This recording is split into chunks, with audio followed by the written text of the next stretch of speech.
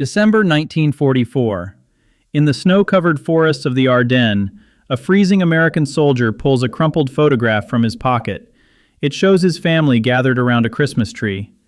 The photo was taken a year ago, in a different life. Tonight is Christmas Eve, and German artillery thunders all around him.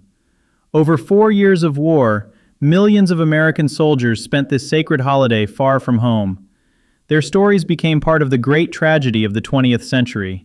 This is a story about how people preserved their humanity in places where it seemed there was no room for it. Christmas 1941 caught America off guard. Only 2 weeks had passed since Pearl Harbor. The nation had not yet grasped the scale of the war that had begun.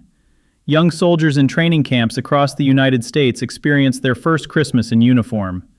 Many still believed the war would end quickly, that they'd spend next Christmas at home.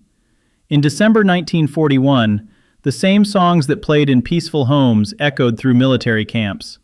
Command understood the importance of maintaining morale. Mess halls set out holiday tables. Turkey, cranberry sauce, pumpkin pie. The Army tried to give soldiers a taste of home. The Chaplain Corps conducted services in makeshift chapels. Soldiers wrote letters to their families, assuring them everything was fine. But even then, some units were preparing to ship out to the front.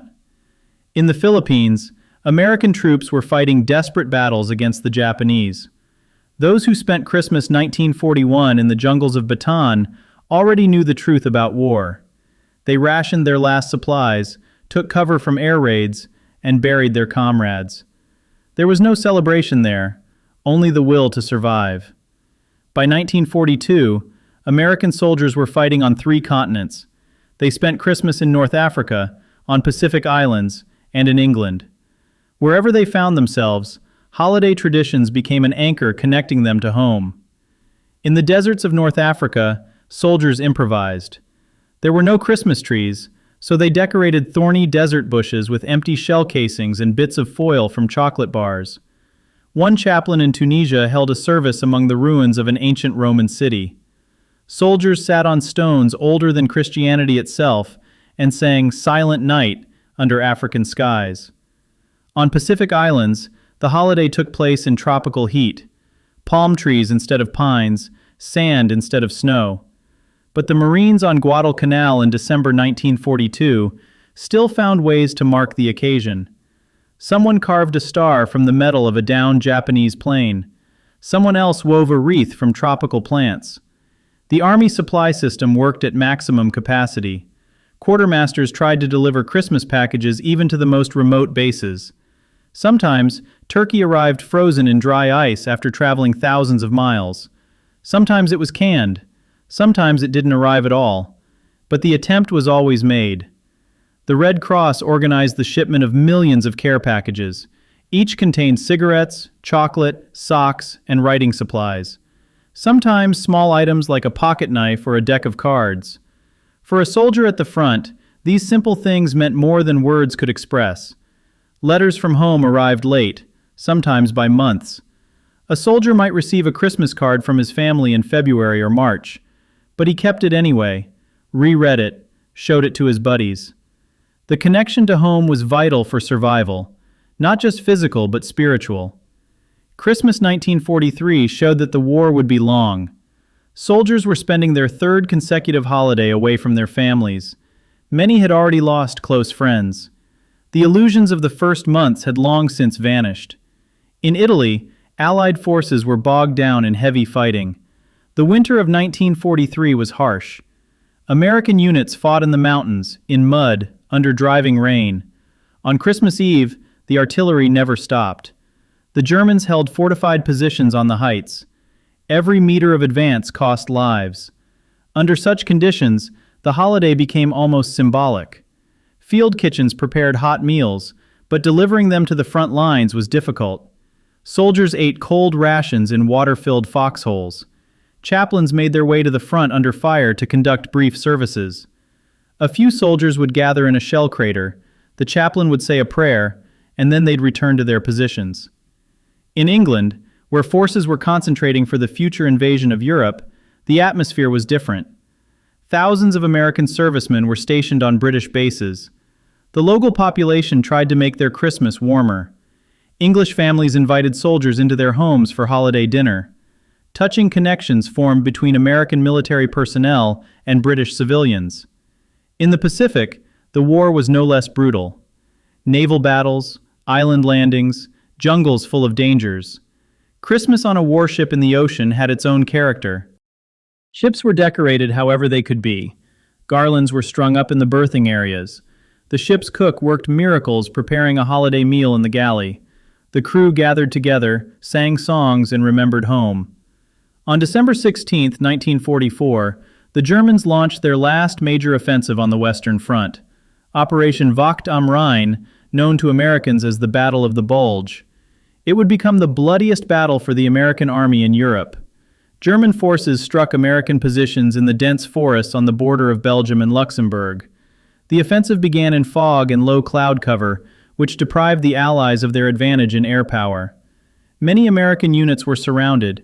Communications were cut off. A chaotic battle began in the snow-covered forests. Christmas 1944 found thousands of American soldiers surrounded, under constant fire, in bitter cold. The famous defense of Bastogne became the symbol of this battle. When presented with an ultimatum to surrender, General McAuliffe replied with one word: "Nuts!" His soldiers held out in encirclement, waiting for relief. In those days, the Christmas rations never came. There were no holiday dinners, decorated trees, or warm barracks. Soldiers froze in foxholes, rationed their last ammunition, and shared what little food remained. Medics worked under impossible conditions, saving the wounded without adequate supplies and in unheated buildings. On December 24th, Christmas Eve, the weather began to improve. This allowed Allied aviation to begin operations. Planes dropped supplies to the surrounded units. Among the crates of ammunition and medicine were packages with food and warm clothing. The soldiers in Bastogne received their Christmas gift: hope. Even in these days, chaplains continued their work. One regimental chaplain held a Christmas service in the basement of a destroyed house while fighting raged overhead. Soldiers came a few at a time, prayed, and returned to their positions. The service lasted all day, in multiple shifts, so that everyone who wished could pray. Christmas 1944 in the Ardennes wasn't remembered for holiday feasts, but for brotherhood in the face of death. Soldiers shared their last cigarettes, warmed each other with their body heat, and supported each other with words. In these days, many understood the true meaning of the word brotherhood. By the end of December, the situation began to change. Patton's Third Army broke through to Bastogne. The German offensive stalled. The battle continued for weeks more, but the turning point came during those Christmas days. American soldiers had stood firm in their darkest hour. The U.S. Army Postal Service during the war was a true miracle of logistics. Millions of letters crossed oceans every week. V-mail, a special system of microfilming letters, saved space on military transports. A soldier would write a letter, it would be photographed, the film would be sent to the U.S., where a reduced copy would be printed and delivered to the recipient. Before Christmas, the flow of letters increased exponentially. Soldiers wrote home, trying to reassure their families, to assure them everything was fine. Military censors reviewed every letter, crossing out any mention of the unit's location, operation plans, or casualties. Many letters arrived home with large black bars through them. Packages came from home. Mothers and wives packed cookies that often arrived crushed after the long journey. Fathers sent tobacco and knives. Younger brothers and sisters drew cards. Each package traveled thousands of miles by sea, sometimes for months. Some went down with torpedoed ships. Those that made it through became priceless treasures. One soldier on Iwo Jima received a package from an unknown schoolgirl in Iowa. It contained hand-knitted socks, a chocolate bar, and a letter with Christmas wishes. The girl had written simply, "For any soldier who receives this." He kept that letter until the end of the war, and afterward tracked her down to thank her in person. Organizations like the USO sent entertainment packages, paperback books, specially printed for military personnel, magazines, comics, chess sets. At Christmas, they added phonograph records with recordings of Bing Crosby singing White Christmas. That song became an anthem of homesickness for an entire generation. There were tragic stories, too. Christmas packages addressed to soldiers who had been killed weeks or months earlier. They were returned to families marked deceased. For parents, receiving their own package back was a second blow, a reminder that their son would never come home. More than 70,000 American nurses served during World War II. They worked in field hospitals, on hospital ships, and in evacuation aircraft. For many wounded soldiers, a nurse was the first friendly face they saw after being injured. Christmas in a military hospital had a special atmosphere. Nurses decorated wards with homemade garlands made from bandages and cotton. They cut snowflakes from paper. They found tree branches and turned them into something resembling Christmas trees. Wounded soldiers who could move helped with the decorating. In hospitals near the front lines, work never stopped, even on holidays. Ambulances brought in new casualties after battles. Operating rooms worked around the clock. Nurses spent 20 hours on their feet, dressing wounds, administering painkillers, holding the hands of the dying. But they found time for small acts of kindness. A nurse might read the Christmas story aloud to wounded men in a ward. Another organized carol singing. A third wrote letters for soldiers who couldn't hold a pen because of their injuries. These small gestures meant more than any medicine. In the Pacific, nurses worked in unbearable conditions of tropical heat and humidity. They fought not only wounds, but tropical diseases, malaria, dysentery, dengue fever. Hospital tents stood in jungles where the sounds of battle could be heard at night. Several nurses were captured by the Japanese in the Philippines early in the war. They spent 3 years in POW camps. Christmas in captivity was a time of particular despair. They starved and fell ill, but continued to care for wounded prisoners of war with what little they had. After the war, many nurses couldn't talk about what they had seen. They returned to civilian life, but the memory of those Christmas days in field hospitals stayed with them forever. Some devoted their entire lives to working in veterans' hospitals, continuing to care for those who survived the war. War had different faces depending on the branch of service. A bomber pilot's Christmas was different from that of a Marine infantryman or a sailor on a submarine. Bomber crews based in England lived in relatively comfortable conditions between combat missions. They slept in heated barracks and ate hot food. But each mission over Germany could be their last. Anti-aircraft defenses and German fighters shot down hundreds of American planes. On Christmas morning, a crew might decorate a tree, and by evening not return from their flight. One B-17 pilot recalled how his squadron flew to bomb targets in Germany on December 20th, 1943. A German fighter attacked their damaged bomber, but instead of finishing them off, the German pilot, Franz Stiegler, escorted the American plane to safe territory and flew away. A gesture of humanity in the midst of war. These two pilots met almost 50 years after the war and became friends. At sea, Christmas was spent in the cramped compartments of warships. Destroyers, cruisers, and aircraft carriers patrolled the oceans. Space was limited, but crews found ways to create a festive atmosphere. Chief petty officers organized decoration contests. Each compartment tried to outdo the others in creativity. Submariners lived in the harshest conditions. Months underwater, in stuffiness, without sunlight. Christmas on a submarine was a quiet affair. The crew gathered in the cramped wardroom. The captain said a few words. The cook prepared the best he could from limited supplies. Then everyone returned to their posts. Tankers in Europe spent Christmas inside their steel boxes. The Sherman tank was a cramped, cold, noisy home for a crew of 5. They lived, slept, and fought in it. Some crews gave their tanks names and decorated them with Christmas messages. It was an attempt to make a machine of death a little more human. Paratroopers, the elite airborne units, often found themselves in the hottest spots. They were dropped behind enemy lines, fought while surrounded, without support. For them, Christmas was a rare moment of respite between operations. They gathered together, remembered fallen comrades, and vowed to end the war. American soldiers didn't fight alone. They were part of a great alliance. Christmas became a time when differences between allies melted away. In England, Americans and British held joint celebrations. British families opened the doors of their homes to American soldiers. People from different worlds gathered at the same table. An English hostess would prepare traditional pudding. An American guest would bring canned turkey from his rations. Children looked at the Americans with curiosity, marveled at their accents, their chewing gum, and chocolate.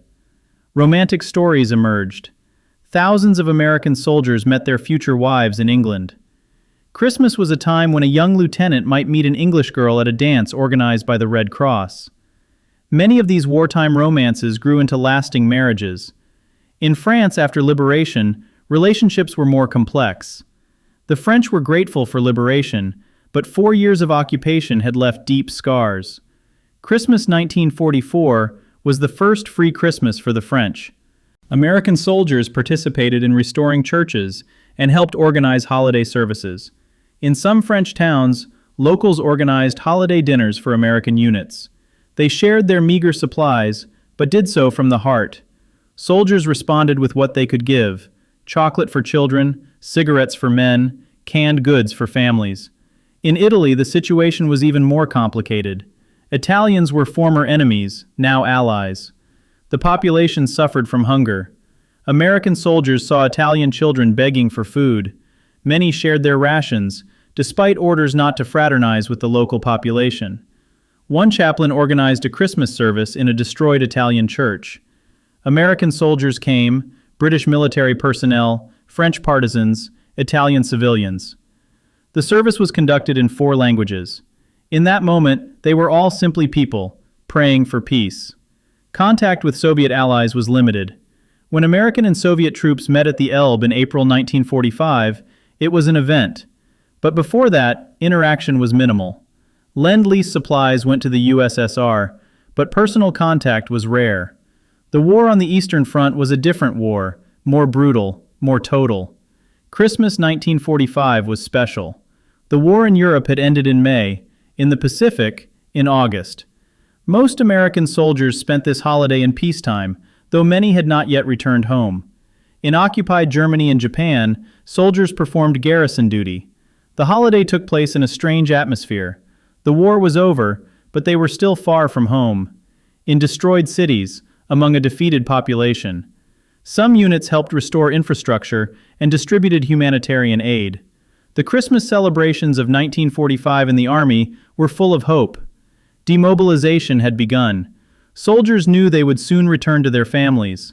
Holiday tables were more abundant than at any time during the war years. Military bands played music. Commanders gave speeches about victory and peace. But the holiday was shadowed by memory. Too many were missing from the tables. Millions of families in America spent Christmas mourning fallen sons, husbands, and brothers. For them, the war would never end. Military hospitals were full of wounded men. Some soldiers spent Christmas 1945 in hospital wards, recovering from injuries. Nurses and doctors tried to create a festive atmosphere, decorating wards and organizing small concerts. The wounded received packages from strangers, a grateful nation thanking its heroes. The Christmas traditions of American soldiers in World War II became part of the national memory. These stories were passed down from generation to generation. Veterans rarely spoke about combat, but often remembered quiet moments, singing Silent Night in a foxhole, sharing the last piece of chocolate, receiving a letter from home. The war changed the meaning of the holiday for millions of people. They learned the price of peace, the value of simple things, a warm home, family nearby, a quiet night without gunfire. Every peaceful Christmas after 1945 was a gift, paid for by the lives of those who never returned.